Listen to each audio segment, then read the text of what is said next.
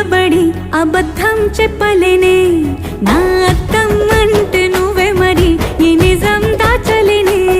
ఆ అద్దం ముందు నిలబడి అబద్ధం చెప్పలేనే నా అద్దం అంటే నువ్వే మరి ఈ నిజం దాచలేనే